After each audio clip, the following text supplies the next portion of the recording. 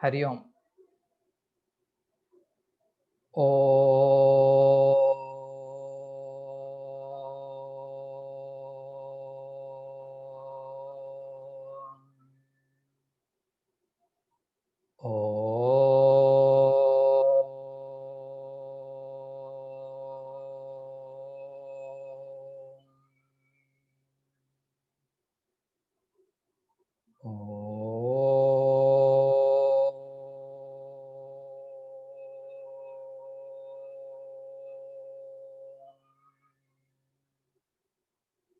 ओम सहना भवतु सहनौ भुनक्तु सह वीर्यं करवावहै तेजस्विनावधीतमस्तु मा विद्विषावहै। ओम शांति शांति शांति। ओम वसुदेवसुतं देवं कंसचानूरमर्दनं देवकी परमानन्दं कृष्णं वन्दे जगद्गुरुं समस्तजनकल्याणे निरतं करुणामयं नमामि चिन्मयं देवं सद्गुरुं ब्रह्मविद्वरं सद्गुरुं ब्रह्मविद्वरम्। ओम पार्थाय प्रतिबोधितां भगवता नारायणेन स्वयं व्यासेन ग्रथितां पुराणमुनिना मध्ये महाभारतम् अद्वैतामृतवर्षिणीं भगवतीं अष्टादशाध्यायिनी अम्ब त्वाम् अनुसन्दधामि भगवद्गीते भवद्वेषिणी भगवद्गीते भवद्वेषिणी। 4వ అధ్యాయం 24 నుంచి కలిపి చదువుదాం.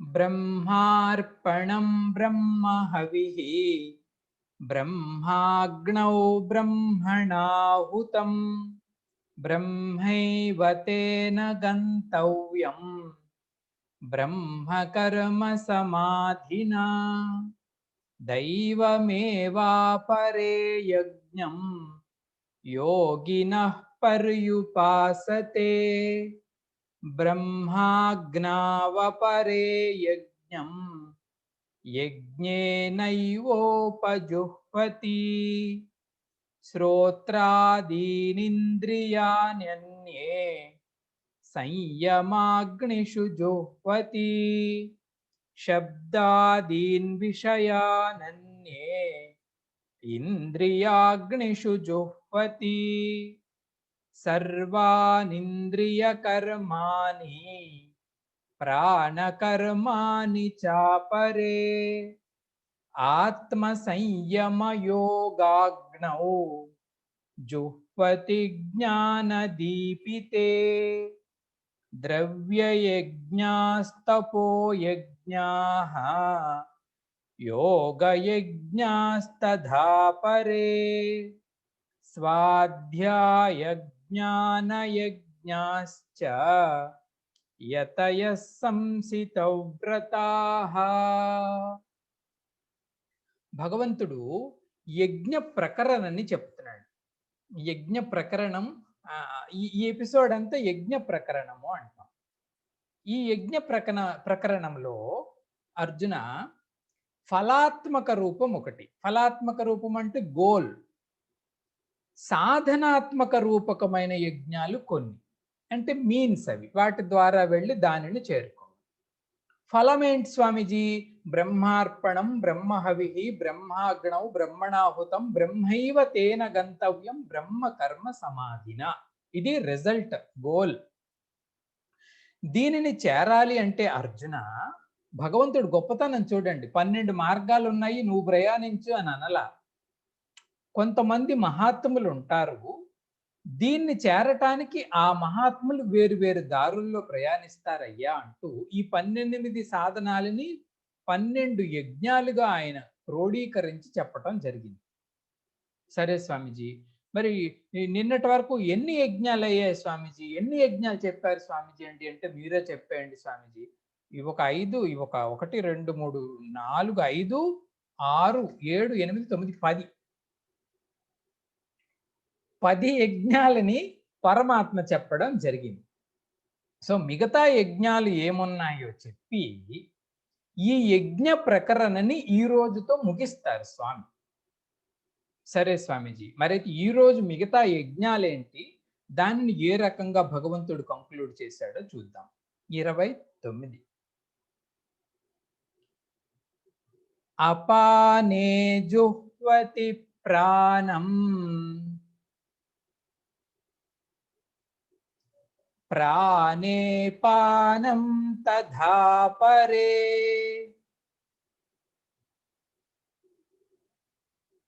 ప్రాణాపానగతిరుద్ధ్వా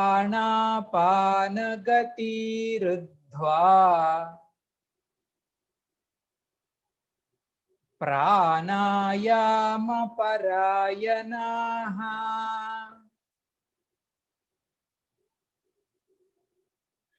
అపానే జుహ్వతి ప్రాణం ప్రాణే పానం తథా పరే ప్రాణాపానగతిరుద్ధ్వా ప్రాణాయామపరాయణాః.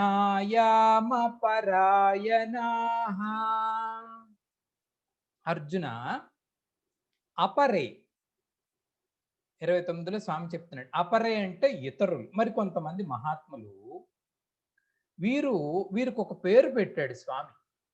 ఏం పేరు స్వామీజీ వీరికి పెట్టిన పేరండి అంటే ప్రాణాయామ పరాయణాః.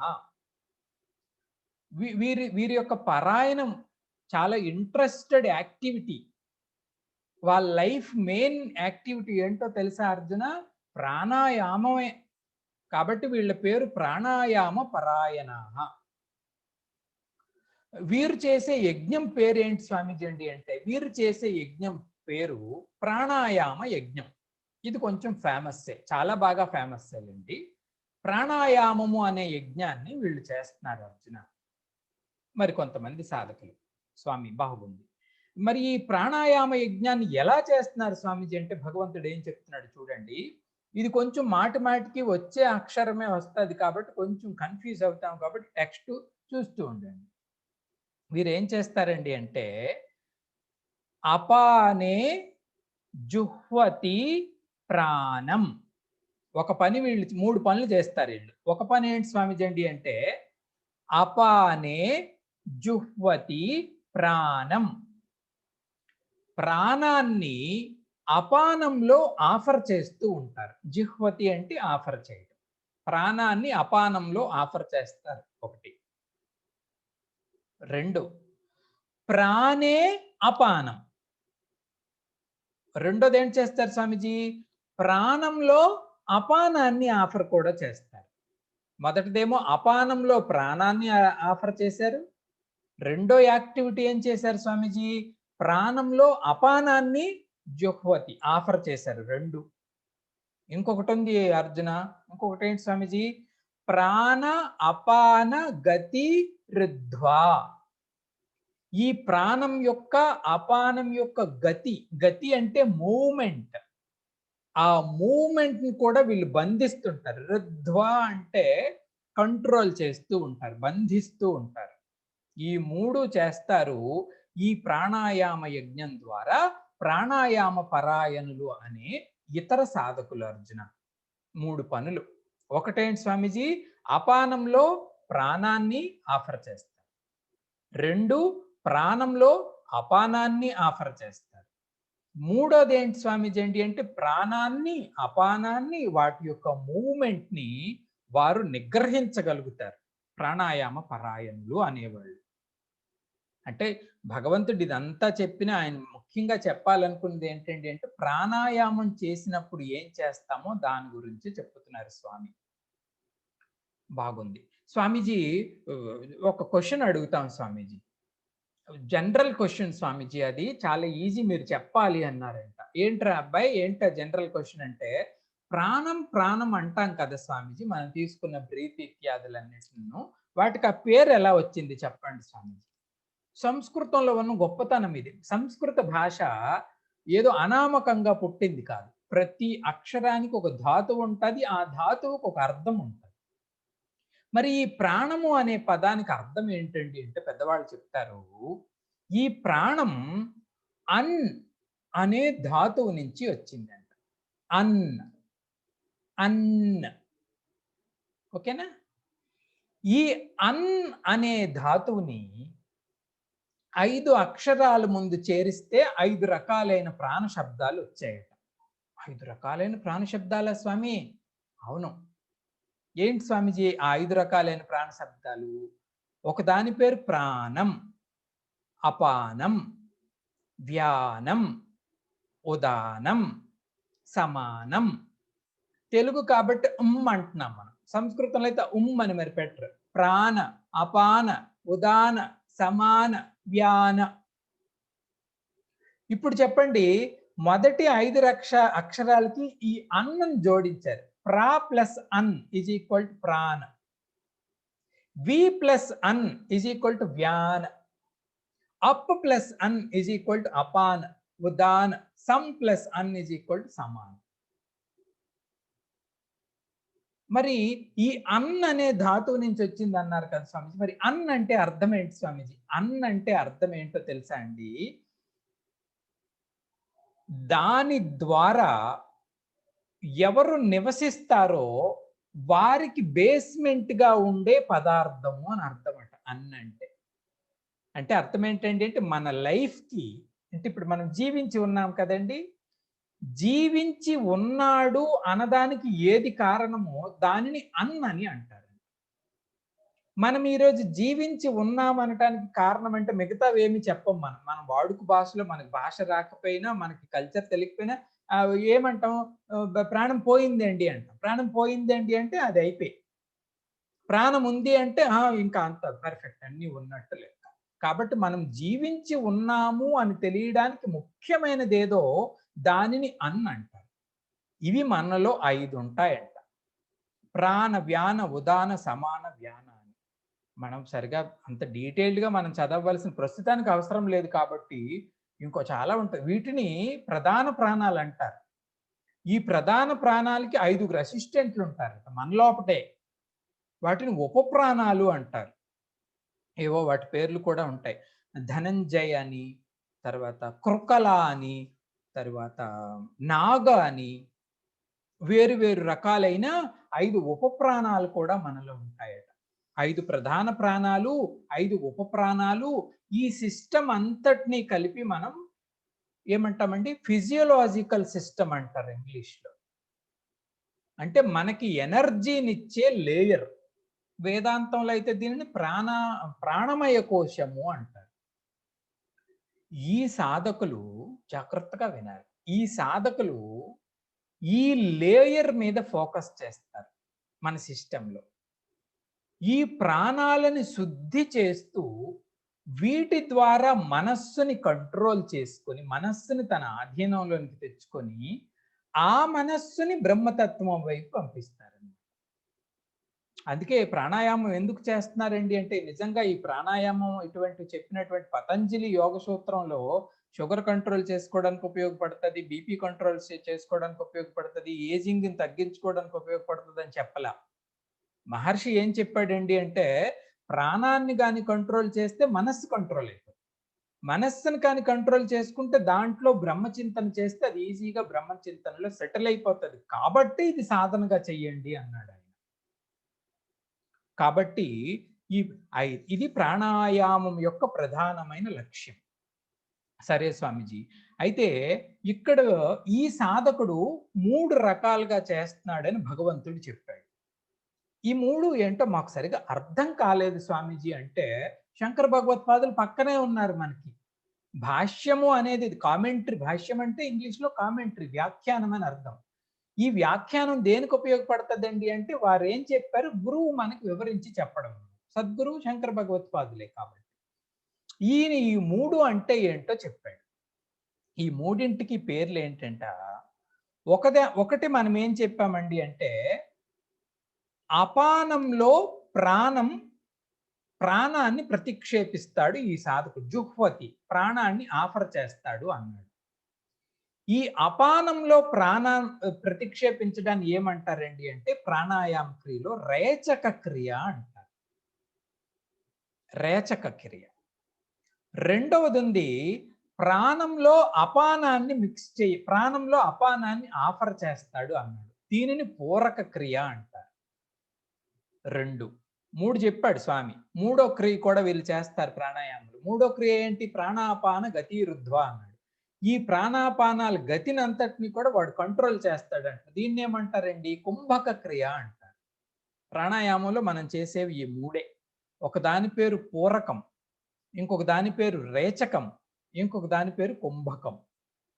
పూరకం అంటే ఏంటి స్వామిజీ? దీనినే మనల్ని ఏమంటారంటే, ఉచ్ఛ్వాసం ద్వారా మనల్ని మనం ఫిల్ చేసుకోవటం పూరకం. పూరకం అంటే మా తెలుగులో కూడా వాడతాం కదండి. పూరకం అంటే ఫిల్ చేయడం. మనం ఏం చేస్తాం ప్రాణాయామంలో? దీనికి కొంచెం ప్రాణాయామంలో ఏం చేస్తారంటే, ఒక నాసికను మూసి ఈ నాసిక ద్వారా ఫిల్ చేయాలన్నమాట లంగ్స్. అది ఫిల్ చేసినప్పుడు ఏం జాగ్రత్తలు తీసుకోవాలండి అంటే, అది చాలా ఏమంటారు దాన్ని, సున్నితంగా పంపించాలి గాలిని. దానికి గాయత్రి మంత్రాన్ని జోడించాలంటారు. ఇది మొత్తం ప్రాణాయామ ప్రక్రియ. గాయత్రి మంత్రం జోడించినప్పుడు ఏం చేస్తాం? ఓం భూః ఓం భువః ఓం సుః ఓం మహా ఓం జనః ఓం తపః ఓం సత్యమైనంత వరకు పీల్చాలి దాన్ని. పీల్చాం కదండి. పీల్చిన తర్వాత ఈ 2 మూసేయాలి. ఇలాగున్నది ఇలాగనేస్తాం. మూసి మనసులో ఏమి ప్రార్థన చేయాలి స్వామిజీ? ఓం భూర్భువః స్వః తత్సవితుర్వరేణ్యం భర్గో దేవస్య ధీమహి ధియో యో నః ప్రచోదయాత్. ఆ మంత్రం అయ్యే వరకు దాన్ని కుంభకం చేసేయాలి, లోపట ఉంచాలి. గాయత్రి మంత్రం కుంభకంలో చదువుకోవాలి. చదివేసి వదిలేయకండి, వదలాలి దాన్ని బయటికి మళ్ళా. ఈ వదిలినప్పుడు ఇలా మూసాం కదండి, దీన్ని విడిచిపెట్టేయాలి. దీన్ని విడిచిపెట్టినప్పుడు ఏం చెప్తారు స్వామీజీ? ఆపోజ్యోతి రసోమృతం బ్రహ్మ భూర్భువః స్వః. ఆ మంత్రం అయినంత సేపు అది విడిచిపెట్టేయాలి. ఇది మనం జనరల్‌గా ట్రెడిషనల్‌గా చేసే ప్రాణాయామ ప్రక్రియ. అది కూడా శుభముహూర్తంలో చేస్తాం. మార్నింగ్ చేసుకుంటాం కాబట్టి గాయత్రి మంత్రము అవుతుంది. ఈ కొలతకు ఆ కొలత సరిపోతుంది. ఈ మంత్రంలో ఎన్ని అక్షరాలు కొలిచేసుకున్నామో, పూరకానికి, కుంభకానికి, రేచకానికి ఆ అక్షరాలు సరిపోతాయన్నమాట. సో, ఈ రకంగా ఇది అందరివి చేసుకోవచ్చు. ఇప్పుడు నేను చెప్పింది అందరిని చేసుకోవచ్చు. ఈ ప్రాణాయామం ఎలవుడే. ఎప్పుడు స్వామీజీ చేసుకోవచ్చు అంటే, శుభ్రంగా స్నానం చేసుకొని, మొదట ఈ ధ్యానమో, జపం చేసే ముందు కూడా ప్రాణాయామం చేసుకోండి. పూజ చేసే ముందు కూడా ప్రాణాయామం చేసుకోండి. ధ్యానం చేసే ముందు కూడా ప్రాణాయామం ఎందుకంటే ప్రాణాయామం చేస్తే ఈ చిన్నది మాత్రం చేస్తేనే మనసు కొంచెం ఆధీనంలోకి వస్తుంది.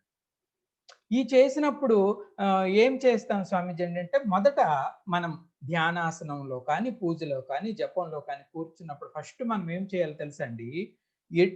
మనసు మొత్తం ఎటెన్షన్‌ని మన మీదకి మనం తెచ్చుకోవాలి. అంటే నీ శరీరాన్ని నువ్వు 100% చూసుకుంటున్నావు. ఎటెన్షన్ అంటే అదే. హూ ఆర్ యూ అంటే, I am this gross body. అంతవరకు తెచ్చుకుంటే మనస్సుని గ్రేట్ అచీవ్‌మెంటే. ఆత్మ అవన్నీ పక్కన పెట్టొచ్చు. మొదట ఆసనంలో కూర్చునేటప్పుడే హూ ఆర్ యూ అంటే దానికి ఆన్సర్ ఎలాగుండాలి స్వామీజీ అంటే, I am this body completely. And Gurudev చెప్తుంటారు దీన్ని, థాట్‌తోనే బాడీని మన కాలు బొటన వేలు నుంచి శిఖ వరకు ఒక్కొక్క పార్ట్ చూస్తూ వెళ్ళండి అంటారు. థాట్‌తోనే. This is my toe, this is my feet, this is my knee. Slowly. ఇప్పుడు టైం లేదు కాబట్టి నేను పరుగు పెడుతున్నాను. This is my seat, this is my stomach, this is my chest, this is my back, this is my neck, this is my throat, this is my mouth, this is my nose, my ear, my eyes, my ears, my this one, my hair. Completely I am. My hands are resting, my legs are resting, my back is resting, my head is resting, my eyes are very cool. I am not listening anything. I am pleasant, I am pleasant.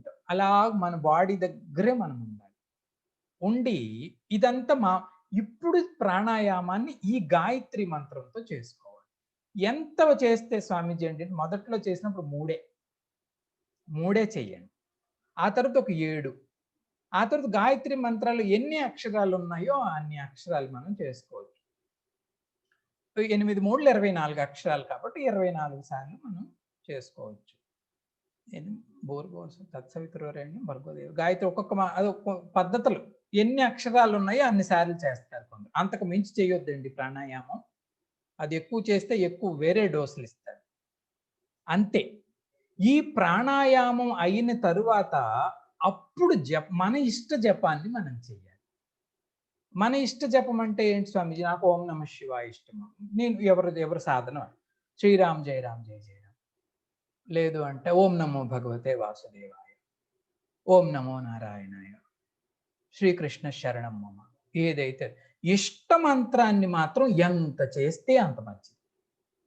మన టైంని బట్టి, మన ఓపికని బట్టి ప్రతిరోజు నేను 1000 చేస్తాను స్వామీజీ అని రెండో రోజు దాన్ని 500కి తగ్గించుకోండి. 100 నుంచి 1000కి వెళ్ళాలి తప్పించి 1000 నుంచి 1కి రాకూడదు. సో ఎంత 108 చేసుకుంటాను స్వామీజీ. ఇష్ట జపం మాత్రం ఎంతైనా చేసుకోవచ్చు. సో ఇష్ట జపాన్ని అంతా చేసుకొని భగవద్ ఆరాధన చేసుకొని భగవంతుడిని చింతించి అటు తర్వాత లేదు ఇంతే నేను చేసుకుంటాను స్వామీజీ అంటే పూర్ణమగా చెప్పేసుకున్నా పర్వాలేదు. లేదు కొంచెం నిర్వికార తత్వ చింతన చేస్తాను స్వామీజీ అండి అంటే అటువంటి ప్రశాంతమైన మనస్సులో గురువు ఏదైతే బ్రహ్మస్వరూపం అని చెప్పారో ఆ బ్రహ్మస్వరూపాన్ని మనం చింతన చేసుకోవాలి. అసంగోహం, సాక్షి రూపం, ఏదో ఒక మంత్రాన్ని తీసుకొని ఒక రోజు కూర్చోవచ్చు. ఏదైనా అవచ్చు. నిరంజన స్వరూపం. నిరంజనం అంటే ఎటువంటిది అంటనటువంటి శుద్ధమైన స్వరూపం. ఎవరు? నేను అంటే అహం. కాబట్టి అహాన్ని అంటే నన్ను నేను ఆ రకంగా ప్రిపేర్ చేసుకోవటమే. ఇది మనసులో జరిగే ప్రాసెస్సే కానీ అటువైపు వెళ్తుంది దానంతట అది. సో ఇది ప్రాణాయామాన్ని ప్రారంభిస్తూ మనం ట్రెడిషనల్ గా మనం లేదా చిన్న మిషన్లో మనకు టీచ్ చేసేది, మనకు నేర్పించేది ఈ రకంగా నేర్పిస్తారు. కానీ దీనికి వేరే సైన్స్ ఉంటుంది. వాళ్ళ పద్ధతులన్నీ వేరు. మా ఆచార్యజీ అయితే మా కోర్సులో ఒక 1000 సార్లు మాకు చెప్పుకుంటారు. సూపర్విజన్ లేకుండా మీ ఓన్ గా ప్రాణాయామం మీద పుస్తకాల్లో చదివి అందులో ఏవేవో టెక్నిక్లు ఉన్నాయని మీరు ఎక్స్పెరిమెంట్ చేయకండి, దయచేసి చేయకండి అనేవారండి. మనకి గురువు సమక్షంలోనే మిగతా ప్రాణాయామ సాధనలన్నీ చేసుకోవాలంటే చేసుకోవచ్చు. హే అర్జున, కొంతమంది ఈ ప్రాణాయామ పరాయణులయ్యా ఇది చేస్తారు అని స్వామి 11వ యజ్ఞం చెప్పారు. ఇప్పుడు 12వది ఆఖరిది ఆ యజ్ఞం 30లో చెప్తున్నారు స్వామి. ఏం చెప్తున్నారు స్వామి అంటే అపారే నియతాహారాః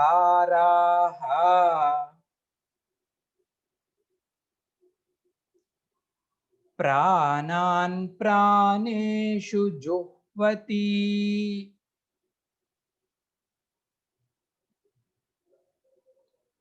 సర్వేప్యేతే యజ్ఞవిదః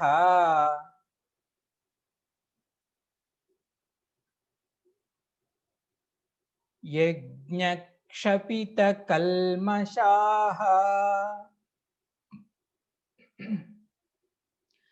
అపారే నియతాహారాః ప్రాణాన్ ప్రాణేషు జుహ్వతి సర్వేప్యేతే యజ్ఞవిదః యజ్ఞక్షపితకల్మషాః. ఈ ఆఖరిది కూడా ప్రాణాయామ యజ్ఞమే. అయితే వీళ్ళకి ఒక చిన్న విశేషణం జోడించారు స్వామి భగవంతుడు. ఏంటి స్వామిజండి అంటే వీళ్ళు ప్రాణాయామం చేస్తూ నియతాహార అంటే ఆహార వ్రతాన్ని కూడా చేస్తుంటారు. ఇంతవరకు ఆహార వ్రతం స్వామి చెప్పలే, ఇందులో చెప్పారు. ఆహారాన్ని కూడా యజ్ఞంగా చేస్తూ ఈ ఆహార యజ్ఞాన్ని చేస్తూ ప్రాణాయామ యజ్ఞాన్ని చేస్తారు ఆఖరి వాడు. అపరే అంటే ఇతరులు, అపారే అంటే చాలా ఎక్కువ అని అర్థం. సరే, అపరే నియతాహారాః. ఈ సాధకులకి ఒక పేరు పెట్టాడు స్వామి. ఏంటి స్వామీజీ ఆ పేరు? నియతాహార. నియతాహార అంటే ఆ వారి యొక్క ఆహారము నియతం. నియతం అంటే డిసిప్లిన్డ్ డైట్ పాటిస్తారు వాళ్ళు, నియతాహారం. ఈ నియతాహారులు ఏం చేస్తారంట? ప్రాణాన్ ప్రాణేషు జుహ్వతి. వారి యొక్క ఈ ప్రాణక్రియని ప్రాణేషు జుహ్వతి. ప్రాణేషు జుహ్వతి అంటే ఈ ప్రాణాయామము అనే యజ్ఞంలో జుహ్వతి ఆఫర్ చేస్తూ ఉంటారు. అంటే వీరు ప్రాణాయామము అనే క్రియని చేస్తారు అర్జున. ఇది 12వ యజ్ఞం, ఆఖరి యజ్ఞంగా స్వామి చెప్పడం జరిగింది. అయితే ఈ మహాత్ములు చేసే పనేంటి స్వామీజీ అంటే వారి ఆహారాన్ని నియతంగా చేస్తూ ప్రాణాయామ క్రియ అని చేస్తారు. ఎందుకు స్వామీజీ ఇలా చేస్తారండి అంటే ఈ రెండు కనెక్టెడ్. ఇవి ఏది వేరు కాదండి మన సిస్టంలో. ఉపదేశ సారంలో కూడా రమణ మహర్షి చెప్తారు కదండి, ఒక చెట్టుకు శాఖల్లాగా ఉంటాయట ఇవన్నీ. శక్తి మూలక శాఖయోర్ద్వయి అంటాడు ఆయన. దేనికంటే అక్కడ ప్రాణము మనస్సు గురించి చెప్తాడండి స్వామి. శక్తి మూలక శాఖయోర్ద్వయి, దీనికి రెండు శాఖలుగా, ఒకటి ప్రాణము ఒకటి మనస్సు. దీన్ని లాగితే ఇది వస్తుంది, దీన్ని లాగితే ఇది వస్తుంది. ఈ రెండిటికి కనెక్టెడే. ఈ సాధకులు కూడా చేసేది అది. ఆహారాన్ని ఎందుకు స్వామీజీ కంట్రోల్ చేస్తున్నారండి అంటే ఆహారాన్ని కంట్రోల్ చేయటం ద్వారా ప్రాణాన్ని కంట్రోల్ చేయగలరు కాబట్టి నియతాహారాహ ప్రాణాయామ వ్రతాహ. స్వామీజీ మరి ఆహారము నియతాహారం అని చెప్తున్నారు కదా, దాని గురించి ఏమైనా చెప్పండి స్వామీజీ. సాధనగా మా భోజనం పైన మేము తీసుకోవాల్సిన జాగ్రత్తలు ఏంటి? పెద్దవాళ్ళు చెప్పినవి కాబట్టి మనం అందరమే చర్చించుకోవచ్చు. మన భోజనం వరకు సాధనగా ఎలా మార్చుకోవాలి అని. అయితే లక్కీ ఏంటంటే ఈ రోజుల్లో చాలా మంది ఫుడ్ కాన్షియస్ అయ్యారండి. చాలా కొంచెం మంచివి తినటం. ఎందుకంటే మనకు తెలుస్తుంది 40 ఏళ్లకే బీపీలు షుగర్లు వచ్చేస్తున్నాయి. ఏంటి ప్రాబ్లం అంటే మీ ఫుడ్ మంచిది కాదు అంటున్నారు. సో ఫుడ్ మంచిది కాదు అన్నప్పుడు మనం ఫోకస్ చేయవలసింది అక్కడే కాబట్టి న్యూట్రిషన్ ఫుడ్ అని, ప్రోటీన్లని, విటమిన్లని ఇవన్నీ ఉండేటట్టు మన జనరేషన్ బాగానే ఉంది అనుకుంటున్నాం. సరే, పెద్దవాళ్ళు ఏం చెప్పారో ఈ నియత ఆహార వ్రతానికి అంటే కొన్ని ముఖ్యమైనవి చెప్తారు. ఒకటి ఏంటండి అంటే ఒకటి, మన ఆహారం ఎప్పుడు కూడా ఫిక్స్డ్ డైట్ ఉండాలటండి. ఫిక్స్డ్ డైట్ అంటే మన పెద్దవాళ్ళు పెట్టిందేలేండి, మనం చేస్తామని. ఏంటి స్వామీజీ ఫిక్స్డ్ డైట్ ఏంటి అంటే మార్నింగ్ బ్రేక్ఫాస్ట్ చెయ్యండి, మధ్యాహ్నం లంచ్ చెయ్యండి, రాత్రి డిన్నర్ చెయ్యండి. స్వామీజీ ఇందులో ఏం పెద్ద వ్రతం ఉంది స్వామీజీ, మీరు రోజు చేసేదే కదా అని. ఇందులో చాలా మంది ఎస్కేపిస్టులు ఉన్నారు, స్కిప్పిస్టులు ఉన్నారు, 3 కాకుండా 5 తినేవాళ్ళు ఉన్నారు, 3 కాకుండా 1 తినేవాళ్ళు ఉన్నారు, లేదు అన్నారు. రోజుకు 3 సార్లు భోజనం చెయ్యాలి. ఇది వ్రతంలో ఒక భాగం చెప్తారు చూడండి పెద్దలు. మార్నింగ్ తినండి, ఫాస్ట్‌ని బ్రేక్ చేయండి, లంచ్ తినాలి, రాత్రి ఇది ఫిక్స్డ్‌గా మనం తినాలి. అంటే ఎప్పుడో ఒకసారి ఏదో పని ఉందో, వ్రతం ఉందో, ఉపవాసం ఉందో అంటే సరే, అశ్రద్ధ చెయ్యవద్దు. ఆహార వ్రతంలో ఆహారాన్ని అశ్రద్ధ చెయ్యొద్దు, తీసుకోవటం అశ్రద్ధ చెయ్యొద్దు. ఓకే, ఒకటి అయిపోయింది. రెండవది, పెద్దవాళ్ళు చెప్తారు ఆహారం తీసుకునేటప్పుడు ఏ జాగ్రత్త తీసుకోవాలి స్వామీజీ అంటే వాళ్ళు చెప్తారు మన బెల్లీలో, మన కడుపులో సగభాగం గ్రాస్ మెటీరియల్తో, స్థూలమైన పదార్థంతో నింపాలి. స్థూలమైన పదార్థం అంటే మనం వండిన అన్నం ఏదైతే ఉంటుందో అది కడుపు సగమే తినాలట. సగమే తిని పావు భాగం నీళ్లు నింపాలంట కడుపుకి, పావు భాగం వదిలేయాలంట. మరి స్వామీజీ ఎలా కొలుస్తాం స్వామీజీ అంటే మీరే తింటున్నారు, మీ కడుపు మీకే తెలియదు, నన్ను అడిగితే నేనేం చెప్తాను? ఎవరి పొట్ట వాళ్ళకి చెప్తుంది, అరే మొయ్యలేకపోతున్నాను రా ఆపు అని. లేదంటే అరే కడుపు కాలుతుందిరా ఏమైనా పెట్టు అంటది. ఆవిడకు ఒక భాష ఉంది కదండి. కాబట్టి ఈ కొంచెం ఖాళీ ఉంచి, పావు ఖాళీ ఉంచి తినాలి అని చెప్తారు. పావు ఖాళీగా ఉంచేయాలి. కాబట్టి తినాలి. మరీ విపరీతంగా ఇక్కడి వరకు తినకూడదు. కొంతమంది అలా తింటుంటారు. దొరికింది అంటే ఇంక ఇక్కడి వరకు ఇలా అంటే తగులుతుందేమో నోటికి. ఒక డాక్టర్ దగ్గరికి ఒక పేషెంట్ వెళ్ళాడు. పేషెంట్ వెళ్ళి నమస్కారం డాక్టర్ గారు అంటే, ఏం సార్ ఇలాగ వచ్చారండి అంటే, సార్ విపరీతమైన స్టమక్ అప్సెట్ అయిపోయింది, మీరు ఏదో ట్రీట్మెంట్ ఇవ్వాలండి అన్నాడు. ఎక్కువ ఏం తినేసాడో ఏమో. డాక్టర్ గారు చూసారంట, అరే నిజమే, సరే ఈ టాబ్లెట్ వేసుకో అని ఒక టాబ్లెట్ ఇచ్చారంట. పేషెంట్ అన్నాడంట, ఆ టాబ్లెట్ తినే అంత ఖాళీ ఉంటే కీరే తినేవాడిని కదా డాక్టర్ గారు, అనవసరంగా వదిలేశాను అన్నాడంట వాడు. అంటే టాబ్లెట్ తినే అంత ఖాళీ కూడా లేకుండా గురూజీ చెప్తారు ఈ జోకులని. ఇది ఇంకొక జోక్ చెప్పారు ఆయన, అది కూడా చెప్తాను వినండి. ఒక దగ్గర ఫుడ్ తినే కాంపిటీషన్ పెడతారు కదండి కొంతమంది. వాళ్ళు ఒకరోజు కాంపిటీషన్ పెట్టారంట. 15 లడ్డూలు 15 నిమిషాల్లో ఎవరు తింటే వారు విన్నరు అన్నారంట. కొంతమంది వచ్చారు. సరే లడ్డూలు అని చూసుకునేసరికి అవన్నీ కూడా తిరుపతి నుంచి తెచ్చిన లడ్డూలు ఉన్నాయంట అక్కడ. అవి అవి టూ స్వీటు, టూ బిగ్గు. ఇవి 15 లడ్డూలు 15 నిమిషాల్లో తింటే వాళ్ళు విన్నరు అన్నారంట. అందరూ చూస్తున్నారు, 15 లడ్డూలు 15 నిమిషాలు అంటే ఒక వ్యక్తి వచ్చాడంట. ఒక వ్యక్తి వచ్చి, సార్ నేను ట్రై చేస్తాను కానీ నాకు ఒక హాఫ్ ఎన్ అవర్ టైం కావాలండి అన్నాడంట. హాఫ్ ఎన్ అవర్ టైం కావాలి అంటే ఈ కాంపిటీషన్ పెట్టే వాళ్ళు అన్నారంట, సరే హాఫ్ ఎన్ అవర్ టైం తీసుకొని రండి అన్నారు. ఈయన హాఫ్ ఎన్ అవర్ టైం తీసుకొని వచ్చాడు. వచ్చి కాంపిటీషన్ వీళ్ళు ఏం చేశాడా ఈ హాఫ్ ఎన్ అవర్ అని, బాబు ఏమనుకోకు కానీ ఈ హాఫ్ ఎన్ అవర్ ఏం చేశారండి టైం తీసుకున్నారంటే, ఈయన అన్నాడండి అంటే, ఈ హాఫ్ ఎన్ అవర్ ప్రాక్టీస్ చేసి వచ్చాను, 15 నిమిషాల్లో 15 తినగలనో లేదని తిన్నాను, కాబట్టి ఇప్పుడు నేను ఒరిజినల్ గా కాంపిటీషన్ లో పార్టిసిపేట్ చేస్తాను అన్నాడండి. ఇవన్నీ ఏంటి స్వామిజీ అండి అంటే, టూ మచ్ ఈటింగ్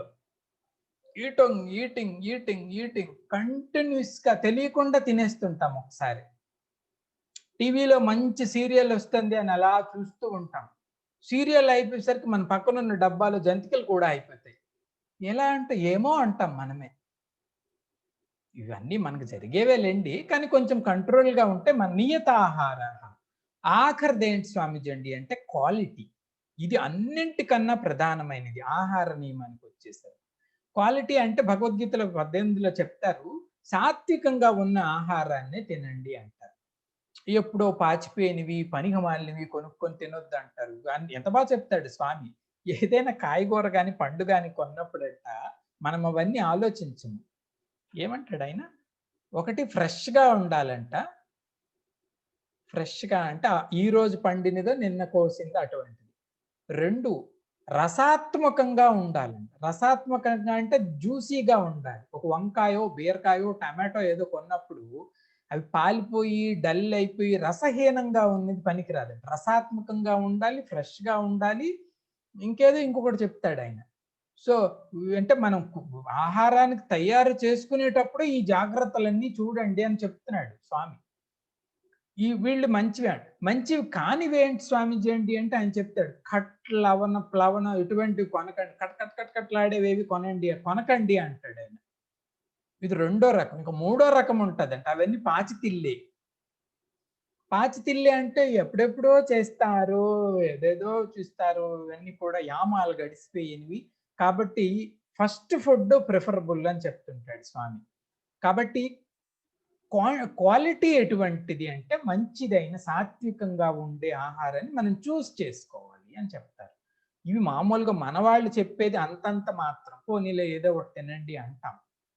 కానీ శ్రీ వైష్ణవము ఇత్యాది పంథాలు గాని చూస్తే, అమ్మ బాబోయ్! వాళ్ళ భోజనం తీసుకునే జాగ్రత్తలు చాలా జాగ్రత్తలు. ఎందుకంటే రామానుజులు వారు చెప్తారు, మన భోజనమే మన మనస్సు అంటారట ఆయన. శ్రీమద్ రామానుజులు వారు చెప్తుంటారు, మనం తినే భోజనమే మన యొక్క మనస్సుగా పనిచేస్తది అని. మంచి భోజనం తిన్నావంటే మంచి మనస్సు నీకొస్తది. కరకరలాడే భోజనం తిన్నావంటే కరకరలాడే మనస్సు నీకొస్తది అంటాడు. తామసికమైన భోజనం చేస్తే నీకు నిద్రే వస్తది అంటాడు. అందుకే వాళ్ళు చాలా జాగ్రత్త భోజన విషయంలో. అందుకే మనం చూడండి అంటాం, వైష్ణవులు ఎవరైనా ప్రసాదం పెడితే ఎంత బాగుంటుంది స్వామిజీ, తిరుమలలో చూడండి వాడు ఇంత గీకి పెడతాడు, మనకు జీవితాంతం గుర్తుంటది దాని రుచి. మళ్ళీ పెట్టినా బాగును అంత బాగా ఎందుకు చేస్తారండి అంటే, అది చేయటానికి ఉపయోగించే పదార్థము, చేసే విధానము, వండే మనిషి, వండే పాత్ర అన్ని బెస్ట్. కాబట్టి బెస్ట్ ఫుడ్ బయటకు వస్తుంది. దీని పేరే క్వాలిటీ ఆఫ్ ద ఫుడ్. దీని పేరు నియతాహారం. ఈ నియతాహారాన్ని పాటిస్తూ మహాత్ములు ప్రాణాయామము అని ఇందాక చెప్పినటువంటి ఈ ప్రాణాయామాన్ని పాటిస్తారు. స్వామిజీ ఇదెందుకు స్వామి చెప్పారంటే నేను ఆల్రెడీ చెప్పాను. ఈ రెండు కనెక్టెడ్ కాబట్టి ఈ భోజన జాగ్రత్త, ఆహార శుద్ధి అయితే ప్రాణశుద్ధి దానంతట అదే అవుతుంది. కొంతమంది మనం చూస్తాం, ఎంత వయసులో కూడా ఇంత బ్రైట్ గా మీరు ఎలాగున్నారండి అంటాం. They are very charming. Even 70, 75, 80 years లో కూడా పాలిష్డ్ గా ఉంటది వాళ్ళ స్కిన్ కానీ, వాళ్ళ ఐస్, కంటి నిర్మలంగా కన్ను కానీ, మంచి శబ్దం. ఇవన్నీ ఏంటంటే దాని వెనకతల రహస్యం ఏంటంటే వాళ్ళు డైట్, మంచి డైట్ తీసుకుంటారు. Disciplined diet. మార్నింగ్ ఇదే అంటే ఇదే, ఆ తర్వాత ఏమీ తినరు లంచ్ వరకు. లంచ్ ఏం పెట్టుకుంటారో అదే. ఈ జాగ్రత్త తీసుకోవాలండి. తప్పేముంది? మన శరీరానికి మనం ఫీడ్ ఎలా చేస్తే అది అలా ప్రకాశించినప్పుడు మనం చిన్న జాగ్రత్త తీసుకోవటమే. రెండు డబ్బు పరంగా ఇంక ఇవే ఎక్కువ ఖరీదు. సాత్విక ఆహారమే చౌక. శ్రద్ధ పెట్టాము అంతే. కొంచెం శ్రద్ధ పెడితే తద్వారా ప్రాణశుద్ధి దానంతట అదే అయిపోతుంది అంటారు. ప్రాణాలు బ్రైట్ గా ఉంటే శరీరంలో ఆ తేజస్సు వస్తుంది అని పెద్దవాళ్ళు చెప్తుంటారన్నమాట. కాబట్టి ఇది అర్జున అని చెప్తారు. ఇటువంటి మహాత్ములు ప్రాణం మీద విపరీతమైన కమాండ్ సంపాదిస్తారటండి. ప్రాణాల మీద అందుకే వాళ్ళకి జబ్బు, జ్వరం ఏమి రావు. ఇవన్నీ ఎందుకు వస్తాయి తెలుసా అండి? మన ఆ సిస్టమ్ బాగులేకపోతేనే మనకి జబ్బుల్ని ఎదుర్కొనే శక్తి కానీ, మనల్ని మనం ఇవన్నీ తగ్గిపోతూ ఉంటాయి. ఆ ఎనర్జీ లేయర్ కానీ పర్ఫెక్ట్ గా ఉంటే వాళ్ళకి ఎటువంటి రోగము రాదు, రస్టు రాదు, హాయిగా బతుకుతారు, హాయిగా బాడీ వదిలేసి వెళ్ళిపోతారు. వెళ్ళిపోయినప్పుడు కూడా అది ఒక ప్రాణమే. మనం చచ్చిపోయేసరికి ఇంద్రియాలన్నీ కృషించిపోతాయి, మనకే తెలియదు మనం చచ్చిపోయామని. ఆల్రెడీ వాటిని డ్రైన్ చేసేస్తాం, పిండేస్తాం, రసం అంతా తీసి పడేస్తాం. జాగ్రత్త. చిన్న ప్రాణాయామం కూడా చెయ్యము రోజులో. ఓ 3 బ్రీతింగ్లు అయినా చెయ్యం మనం. కనీసం బయటికి చల్ల గాలి ప్రాంతంలో వెళ్ళినప్పుడు మిగతా అన్ని పక్కన పెట్టండి, ఇంకేం మాట్లాడకండి అని అందరికి చెప్పేసి ఫ్రెష్ బ్రీజ్ని బ్రీత్ చేయడం ఎంజాయ్ చేయాలి. ఏమంత చల్ల గాలి, మంచి గాలి వస్తుంది, హాయిగా ఎంజాయ్ చేయడం, కడుపు నిండా పీల్చుకోవటం, చక్కగా విడిచిపోవడం. ఓ 10 నిమిషాలు. దీనికోసమైతే వ్యాహాలి అంటారు దీనిని. దీనికోసమైతే ఎవ్రీడే మనం బయటకు వెళ్ళటం మంచిది. అంటే మనం ఉన్న ఏరియాలో మంచి గాలి దొరకట్లేదు స్వామీజీ అంటే, గాలి దొరికే ఏరియా కూడా ఒక 5 నిమిషాలు మనం పోయి, ఇంకేం లేదు ఇదే వ్యాపకం. అది ఒక లేయర్. మన 5వ పర్సనాలిటీలో ప్రాణమయ కోశం ఒక లేయర్. అది దాన్ని కొంచెం జాగ్రత్త పడటం మంచిది అని భగవంతుడు చెప్తున్నాడు. పతంజలి ఇత్యాది యోగ సూత్రాలు ఇప్పుడు డీటెయిల్డ్ గా చెప్తారు వాళ్ళందరూ. ఎంత పెద్ద పని ఉంటుందో. కాబట్టి అర్జున, గురూజీ చెప్తారు ఏంటంటే ప్రాణం పైన చాలా మంది కమాండ్ చేస్తారంట. ఒక మహాత్ముడంట చెప్పారు, ఆయన 2 ఎగ్జాంపుల్స్ చెప్పారు. ఒకటేంటంటే ఒక మహాత్ముడంట కంటి ద్వారా కూడా ప్రాణక్రియ చేయగలడంట. ఎంత యోగ్యో చూడండి. ఇవి బంధించేశాడు. ఈ నాళాన్ని బంధించి కన్ను ద్వారా కూడా ఆ మహాత్ముడు ప్రాణాయామం చేయగలడండి. ఇంకొక ఎగ్జాంపుల్ వారు చెప్పారు ఏంటండి అంటే, గజానన్ మహారాజు అని ఒక గొప్ప సంత మహాత్మ మహారాష్ట్రలో. ఆ మహాత్ముడి దగ్గరికి ఒక పిల్లోడిని తీసుకొచ్చారంట. పిల్లోడిని తీసుకొచ్చి, ఏం బాబు తీసుకొచ్చారండి అంటే, పాము కరిచేసింది బాబు అని చెప్తారు పేదవాళ్ళు. పాము కరిచేసింది బాబు అంటే అప్పుడు వైద్యం ఏం దొరుకుతుంది? అది ఊరుకోదు, ఆ విషయం గబగబా వచ్చేస్తుంది. ఈయన అన్నాడంటే, అరే అబ్బాయి నేను ఒకలా చెప్తాను అలా ఊపిరి పీల్చిరా అన్నాడంట ఈ యోగి, ఈ మహాత్ముడు. ఆ పిల్లడు, బాబు చెప్పండి ఎలా ఊపిరి పీల్చాలి అంటే, ఒక రకంగా పీల్చు అని ఆయన టీచ్ చేశాడంట. ఆ రకంగా పీల్చితే తిరిగి విడిచిపెట్టు అన్నప్పుడు ఆ విషవాయువు అందులోంచి పోయిందంట బయటికి. అంత మన పర్సనాలిటీలో మనకి కానీ ఆ విద్య తెలిసి ఉంటే ఆ రకంగా మనము ఈ ప్రాణాయామం చెయ్యొచ్చు. ఈ రకంగా 12 యజ్ఞాలని స్వామి చెప్పడం జరిగింది. వీటిని మా స్వామీజీ అనేవారు యజ్ఞాల సూపర్ మార్కెట్ అంటే. మనం సూపర్ మార్కెట్కి వెళ్ళి ఎలాగైతే ఇవి ఎంత బాగున్నాయి, ఇవెంత బాగున్నాయి, ఇవెంత బాగున్నాయి అంటామో, ఇది యజ్ఞాల సూపర్ మార్కెట్. ఒకటైనా రెండైనా ఏదో ఒకటి కొని వెళ్ళండి బయటికి అనేవారు ఆయన. అంటే ఏదో ఒకటి మనం ఇందులో చూస్ చేసుకొని మనకు నచ్చింది కానీ చిన్న చిన్నది అయినా సరే చేస్తూ ఉంటే అది దాని రిజల్ట్ అనేది వాడికి తెలుస్తుంది. అదే చూడండి 30వ శ్లోకంలో లాస్ట్ లైన్ లో భగవంతుడు అదే చెప్తున్నాడు చూడండి. సర్వే అపి ఏతే యజ్ఞ విదః యజ్ఞ క్షపిత కల్మస. యజ్ఞ విధులు అంటే దీనిని ఆచరించి దీనిని గురించి తెలుసుకున్న వాళ్ళు అని. యజ్ఞ విధులు అనే పదార్థం చాలా ఇంపార్టెంట్. స్వామీజీ ఎంతసేపు చెప్పినా ఈ యజ్ఞం రిజల్ట్ మనకు తెలీదు. మరి రిజల్ట్ ఎలా తెలుస్తుంది స్వామీజీ? అవి చేస్తే తెలుస్తుంది. అందుకే గురుదేవ్ అనేవారు, knowing is different, doing is different. తెలిసాయి, ఆహా ప్రాణాయామం ఇలా ఉంటుందా, ఆహార యజ్ఞం ఇలా ఉంటుందా, జపం ఇలా ఉంటుందా, తపం ఇలా ఉంటుంది, తెలియడంతో అవి అయిపోవు. డూయింగ్ వాటికి యాడ్ చేస్తేనే వాటి పేరు యజ్ఞ విధులు అంటారు. భగవంతుడే ఉపయోగించాడు సాక్షాత్తు. యజ్ఞ విధః, ఈ యజ్ఞాలను తెలిసిన వాళ్ళు సర్వే, అందరూ అంటే ఇప్పుడు చెప్పినటువంటి అన్ని రకాలైన యజ్ఞాలని ఆచరిస్తున్న మహాత్ములు వీళ్ళు ఒక కంక్లూషన్కి వస్తారంట. ఏం కంక్లూషన్కి వస్తారు స్వామీజీ? యజ్ఞ క్షపిత కల్మషాహ.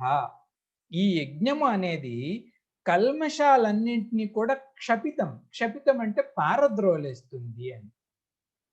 ఈ యజ్ఞ క్రియలు, యజ్ఞ సాధనలు లేదంటే ఈ దైవీ సాధనల వలన ఈ యజ్ఞ విధులైన మహాత్ములు తెలుసుకున్నది ఏంటంటే వీటి వలన సర్వ కల్మషాలన్నీ కూడా పోతాయి. ఇది దీని ద్వారా వారు దీనిని తెలుసుకుంటారు అర్జున అని స్వామి చెప్పింది. అంటే సర్వ సాధనల యొక్క లక్ష్యం ఏంటి స్వామి అంటే, ఒకటి ప్యూరిటీ ఆఫ్ మైండ్, రెండు clarity of thinking. Purity of mind ఉండాలి, జ్ఞానానికి సంబంధించి క్లారిటీ కూడా ఉండాలి. ఈ రెండు కలిస్తేనే సాధనలు పరాకాష్ఠకు చేరినట్టు. విపరీతమైన జ్ఞానం ఉంది, అంతఃకరణ ఎప్పుడు ఆందోళనలో ఉంటుంది, ఆ వృత్తి అందులో నిలబడు. అంతఃకరణ అత్యంత పావనంగా ఉంది కానీ ఈ విషయం తెలియదు.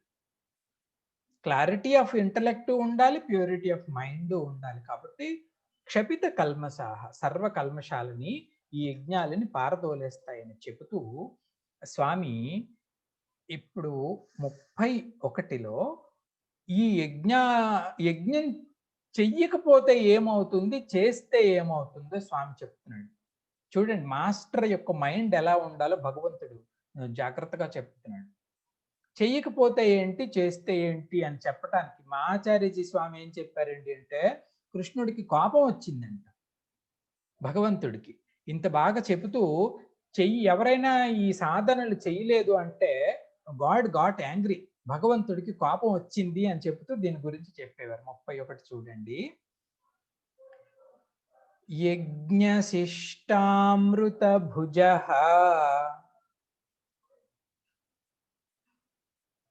యాంతి బ్రహ్మ సనాతనం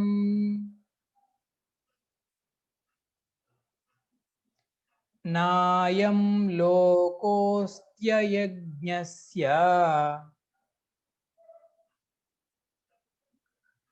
కుతోన్యః కురు సత్తమా.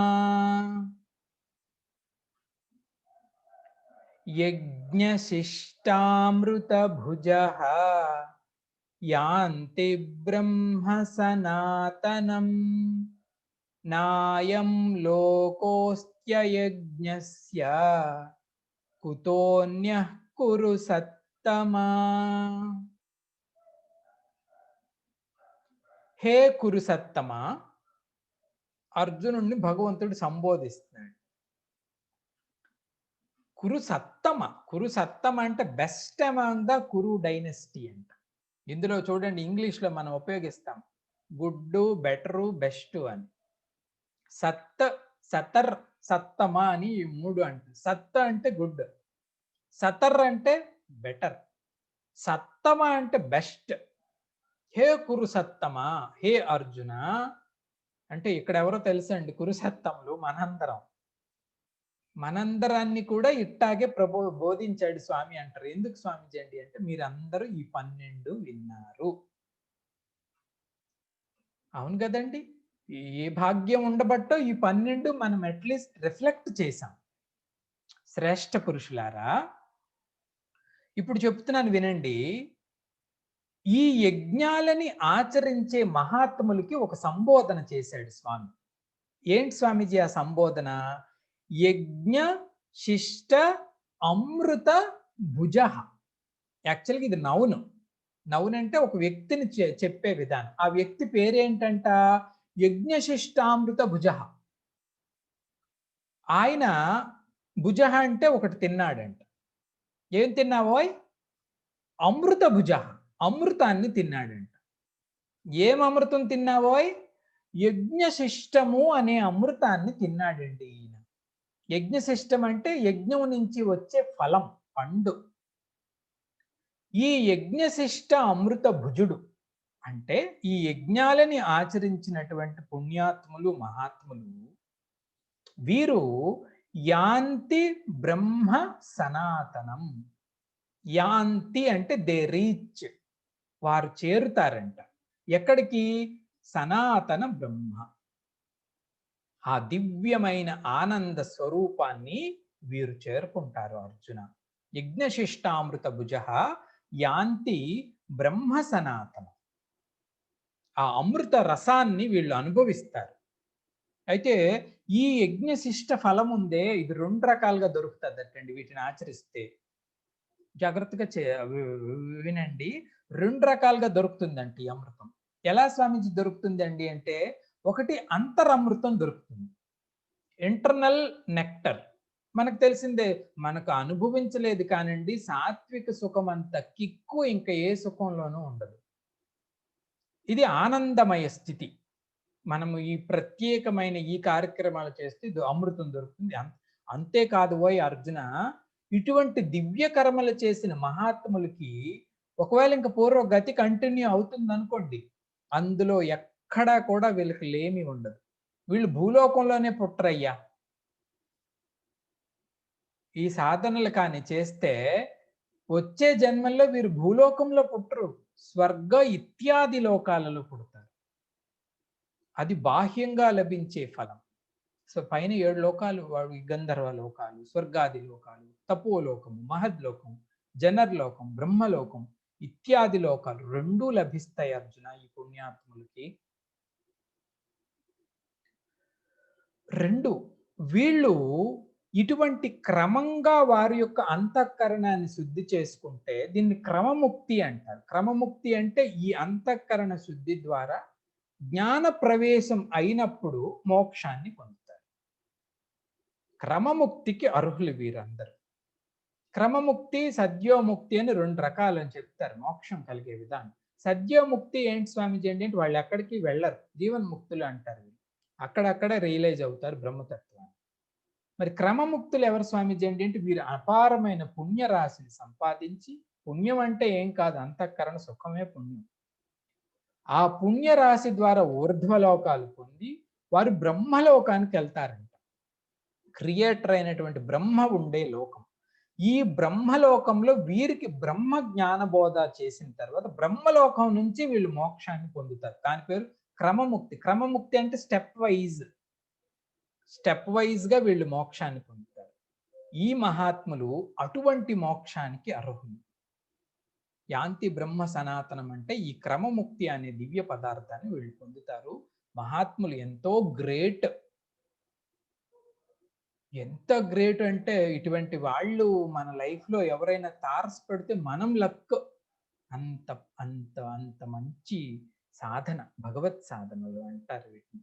భగవత్ సాధనల్ని మిగతా జాబ్ ఎలా చేస్తున్నామో అలా చేస్తారన్నమాట. మిగతా జాబ్కు మన లైఫ్ స్టైల్ ఎలాగైతే ఉంటుందో భగవత్ సాధన వీరి లైఫ్ స్టైల్. ఇటువంటి దివ్య మహాత్ములు ఆ సనాతన బ్రహ్మని చేరుతారు అర్జున. నాకు వీళ్ళతో ప్రాబ్లం లేదు. 2 వాళ్ళు ఉన్నారు, వాళ్ళకు 2 తగిలించాడు స్వామి. వీళ్ళు ఎవరు స్వామిజీ అండి అంటే ఏ సాధన చేయరంట. ఇన్ని చెప్పాను నేను, 12 సాధనలు చెప్పిన ఏది చేయట్లేదు అని చెప్పి అయజ్ఞస్య అన్నాడు. అయజ్ఞులు అంటే ఎటువంటి యజ్ఞాన్ని చేయరు. అయజ్ఞస్య వీళ్ళ పరిస్థితి ఏంటండి అంటే భగవంతుడు చెప్తున్నాడు, నాయం లోక, వీళ్ళకి ఈ లోకంలోనూ పొందేదేమీ లేదు. నాయం లోక, ఈ లోకంలో పొందేది ఏమీ లేదు. కుతో అన్యః, ఇంకా అన్యలోకాలకి పుణ్యలోకాలకి వీరు వెళ్ళే కుతో అన్య క్వశ్చన్ చేస్తున్నాడు స్వామి. అన్యం ఇంకెక్కడి నుంచి వస్తుంది వీళ్ళకి? ఇక్కడే గతి లేదు. వీళ్ళు ఎవరు అండి అంటే అయజ్ఞులు అని స్వామి చెప్తున్నారు. భగవంతుడికి కోపం వచ్చేసరికి శంకరాచార్యుడికి కోపం వచ్చింది. ఆయనేమన్నాడు స్వామీజీ ఏంటంటే వీళ్ళకి లోకంలో వీళ్ళకి ఈ లోకంలోనే నాయం లోకః అని భగవంతుడు వదిలితే దానికి భాష్యం శంకర భగవత్పాదులు ఏం రాస్తాడండి అంటే సర్వ ప్రాణి సాధారణ సుఖమపి న లభ్యతే అంటాడు ఆయన. ఎటువంటి అయజ్ఞము చేయనటువంటి తమస్సు, స్వార్థము, ప్రొహిబిటెడ్ యాక్షన్స్ చేసిన వాళ్ళకి మిగతా ప్రాణులు పొందే సుఖాన్ని కూడా ఈ అయజ్ఞులు పొందలేరయ్యా అని శంకరపాదులు దీనికి యాడ్ చేసి ఇస్తారు ఆయన. అంటే స్వామి చెప్పారు భగవంతుడికి చిన్న కోపం ఉంటుందట. ఇంత మీకు అవకాశం ఉంది, ఎవరికి సత్సంగ అవకాశం లేదు, ఎవరికి సాధు సంఘ అవకాశం లేదు, బోధపరిచి చెప్పేవాళ్ళు లేరు, అయినా మేము చెయ్యం స్వామీజీ అనేసి మూడు లక్షణాలు మనం చేయకుండా ఆపుతాయంట.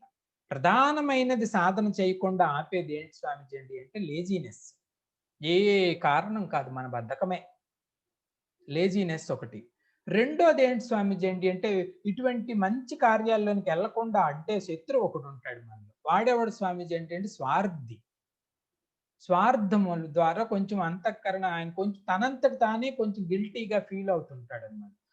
ఏం లేండి మనం వెళ్తే బాగుంటుందా, మనం కొంచెం బ్యాడ్ కదా అంటాడట. కాదయ్యో, ఎవరు బ్యాడ్ కాదు ఇందులో, అందరికీ ఓపెన్.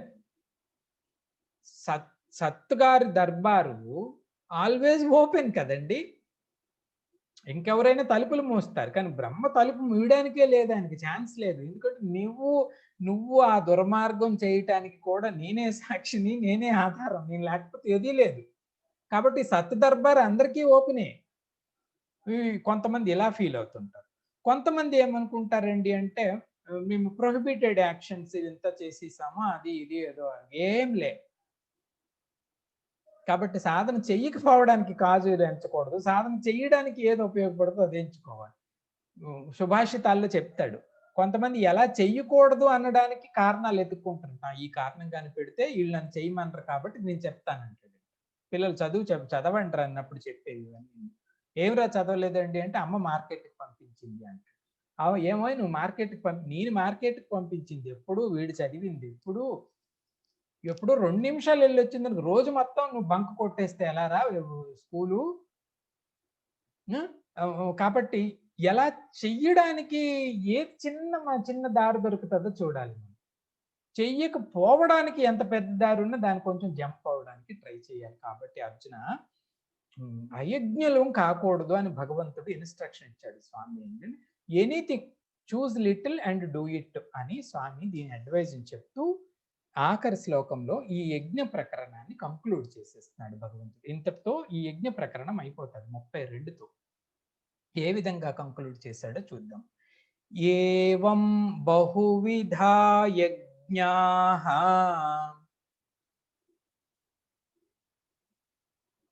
వితతా బ్రహ్మణో ముఖే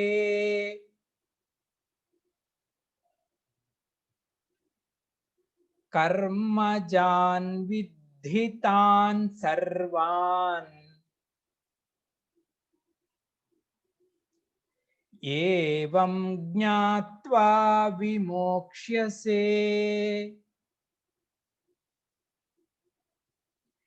ఏవం బహువిధా యజ్ఞాః వితతా బ్రహ్మణో ముఖే కర్మజాన్ విద్ధితాన్ సర్వాన్ ఏవం జ్ఞాత్వా విమోక్ష్యసే.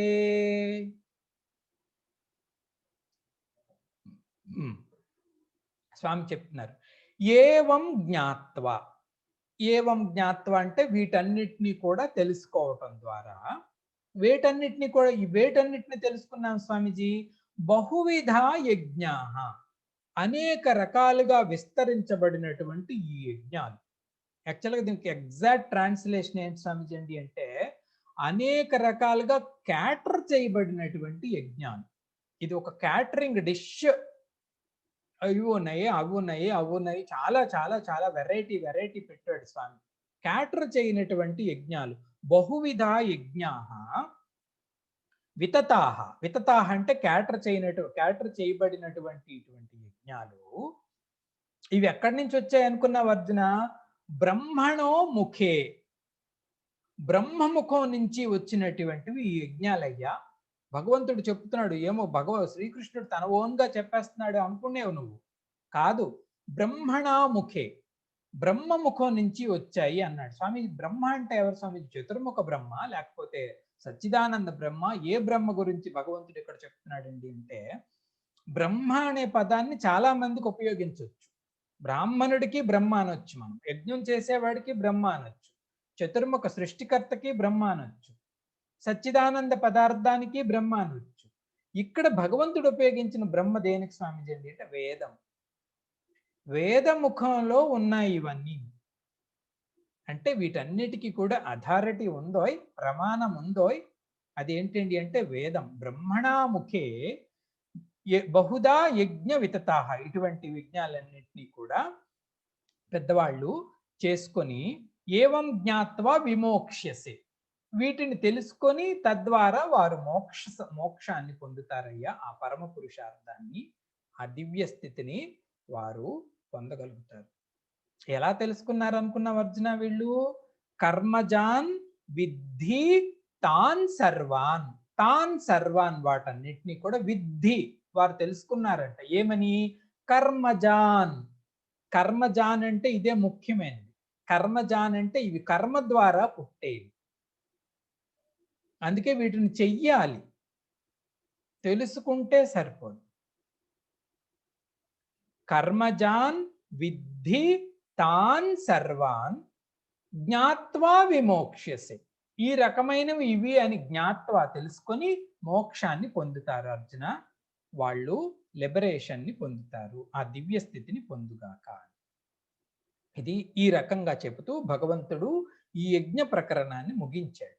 అయితే ఇక్కడ చాలా చాలా ముఖ్యమైన ఇంటలెక్చువల్ విషయం, బుద్ధికి సంబంధించి మనం జాగ్రత్తగా అర్థం చేసుకోవాల్సిన పాయింట్ ఒకటి ఉంది. అదేంటి స్వామిజీ అండి అంటే, ఇప్పుడు చెప్పిన ఈ యజ్ఞ కర్మల అన్నీ కూడా కర్మ యొక్క ఉత్పత్తులు, లేదా కర్మ వాటిలో ఉండి తీరింది. కర్మ చెయ్యకుండా ఈ సాధనలేవి కుదరవు. కొన్ని కాయిక కర్మలు, కొన్ని వాచిక కర్మలు, కొన్ని మానసిక కర్మలు, ఈ యజ్ఞాలన్నీ కదా స్వామిజీ. వీటి ద్వారా మోక్షం వస్తుంది అన్నాడు పరమాత్మ కదా. ఇప్పుడు జాగ్రత్తగా చూడండి, ఈ కర్మలను చేస్తే డైరెక్ట్గా నువ్వు బ్రహ్మస్వరూపాన్ని కర్మల చేయడం వలన నువ్వు పొందలేవు. వీటి రోల్ ఉంది, కాదనట్లేదు. కానీ ఆ ఆత్మ పదార్థం ఏదైతే ఉందో అది కర్మజాన్ కాదు. కర్మజాన్ అంటే కర్మ ద్వారా పుట్టేది కాదు. ఇది జాగ్రత్తగా తెలుసుకోవాలి మనం. ఈ ఒక్కొక్కటే స్వామిజీ, ఆత్మ జ్ఞానాన్ని పొందాలి అంటే ఏదైనా కర్మ చెయ్యాలి అని కన్ఫ్యూజ్ అయ్యావో స్టూడెంటు? కాదు కాదు కాదు. ఆత్మని పొందాలి అంటే ఈ కర్మలు కంపల్సరిగా, లేదంటే ఈ కర్మ ద్వారా నేను పొందుతాను అట్లాంటిది కాదు ఆత్మ. పిహెచ్డి డిగ్రీ పొందాలంటే 5 సంవత్సరాలు చదివి తీరాలి. ఆత్మస్వరూపాన్ని చెయ్యాలి అంటే 12 యజ్ఞాలు చేసి తీరాలి అనే రూల్ కాదు. ఆ రూల్ ఇక్కడ పనికిరాదు. మరి ఏ రూల్ పనికి వస్తుంది స్వామిజీ? ఈ యజ్ఞాలు చేయటం ద్వారా నీ అంతఃకరణ పరిశుద్ధి అవుతుంది. ఈ పరిశుద్ధి అంతఃకరణ ద్వారా విచారణ సాఫీగా, లేదంటే నిజంగా విచారణ సాగుతుంది. కానీ ఆత్మని కర్మల ద్వారా పొందుతావు అని మాత్రం నువ్వు కన్ఫ్యూజ్ కావు. అది వేరే. ఆ ప్రకరణ వేరు. అది రేపటి నుంచి స్టార్ట్ చేస్తాడు. ప్రధానమైన ప్రకరణ అది జ్ఞాన ప్రకరణ అంటారు స్వామి. ఈ జ్ఞాన ప్రకరణకి ప్రిపరేషన్ ఈ యజ్ఞ ప్రకరణ. ఆ క్లారిటీ మనకి ఉండాలి. ఎంత సాధన చేసినా ఆత్మస్థితి రావటం లేదని, ఎంత సాధన చేస్తే అంత పుణ్యం సంపాదిస్తావు, పావనత్వం సంపాదిస్తావు. కానీ ఆత్మవృత్తి నిలకడకి వేరే సాధనలు ఉన్నాయి, అవి రేపు చెప్తాం. కాబట్టి అదేంటి? కర్మని అకర్మయ పశ్యేత్, అది అకర్మ వస్తుంది. దాని గ్లోరీ వేరు అర్జున. అది రేపు చెప్తాం. కానీ ఆ వృత్తి నిలబడాలి అంటే ఈ ప్రిపరేషన్ మన అవసరం. అందుకే మొదటి నుంచి మనం చెప్పుతున్నాం. అద్వైత సిద్ధాంతాన్ని చెప్పిన భగవత్పాదులే సమస్త ఆగమ ప్రకరణాన్ని మనకి బోధించాడు ఆయన. పూజ ఎలా చేయాలి, వ్రతం ఎలా చేయాలి, యజ్ఞం ఎలా చేయాలి, మఠం ఎలా నడపాలి, దీనికి రూల్ ఏంటి, దానికి పూజ ఏంటి, ఏ పుష్పం, ఏ పువ్వు, ఏ స్తోత్రం. ఎందుకు స్వామీజీ అంటే ఇది ఉంటేనే అది శోభిస్తుంది. కాబట్టి కర్మజాన్ విద్ధి తాన్ సర్వాన్, ఇవి చెయ్యవలసినవి. మరి అది స్వామీజీ అది తెలుసుకోవాల్సింది, జ్ఞానం ద్వారా చేయవలసింది, అది కర్మ ద్వారా చేయవలసినవి ఇవి. ఆ ప్రకరణ రేపటి నుంచి చెప్తాము అర్జున అని చెప్తూ స్వామి ఈ యజ్ఞ ప్రకరణని ఈ రోజు ఇక్కడితో ముగిస్తున్నారు అనమాట. హరి ఓం.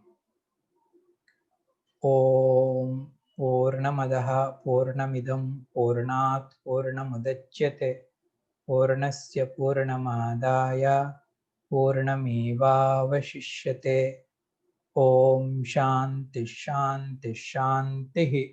హరి ఓం శ్రీ గురుభ్యో నమః. హరి ఓం.